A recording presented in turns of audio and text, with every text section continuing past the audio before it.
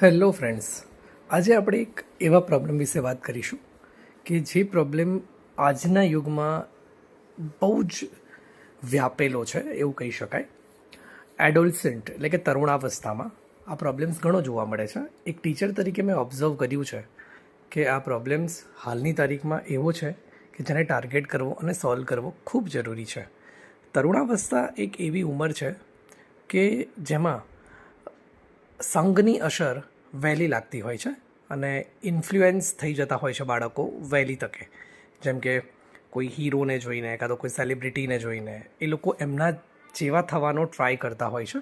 તો આવી જ એક સમસ્યા આજે આપણે એના પર વાત કરીશું. એ છે પિયર ગ્રુપ. પિયર ગ્રુપનો મતલબ એવું થાય કે બાળકો આજે સ્કૂલમાં કે ટ્યુશનમાં જ્યારે કોચિંગ લેવા માટે જાય છે ત્યારે એમની સાથે ભણતા જે વિદ્યાર્થીઓ છે એ લોકોમાં અમુક ગ્રુપ એવું હોય કે જે સ્મોકિંગ એટલે કે વ્યસન સાથે સંકળાયેલું હોય, અને એ લોકો જે છે એ એવા બાળકોને ટાર્ગેટ કરે કે જે લોકો વ્યસની નથી કાં તો સ્મોકિંગ નથી કરતા. એમને એવું ફીલ કરાવે કે તમે વીક છો, તમે પોતાની સામે નબળા પડો છો. ઠીક છે, તો એવા બાળકો શું કરે, પોતે સ્ટ્રોંગ છે એવું કરવા જાય, મીન્સ એવું ફીલ કરવા માટે બીજા જેવું કરવા જાય, અને પછી એ લોકો પણ વ્યસની થઈ જતા હોય છે. તો આવા બાળકો ઇન્ફ્લુએન્સ વહેલા થતા હોય છે, અને જે પિયર ગ્રુપ છે કે જે લોકો ઓલરેડી વ્યસની છે એ લોકો એવા બાળકની હસી ઉડાવે, મજાક ઉડાવે, અને એના લીધે જે ખરેખર સારા બાળકો છે એ પણ વ્યસની થઈ જતા હોય છે.